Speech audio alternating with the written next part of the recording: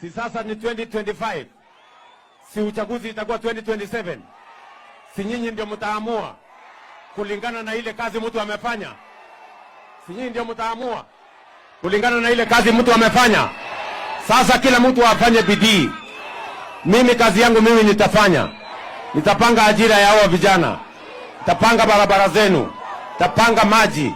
Nitasomesha watoto wenu. Nitajenga madarasa. Tukutane 2027 na wale wako na maneno. Si nyinyi ndio mtaamua? Na kila mtu anapimwa na kazi yake? Ama namna gani watu wa Njiru? Mimi nataka niwaambie hivi. Vile vile mimi nimesema hivi kwa sababu naamini kwa usawa na naamini ya kwamba kwa umoja ya Wakenya. Nimesema ya kwamba tuungane chameni. Waswahili wanasema umoja ni nguvu, utengano ni udhaifu.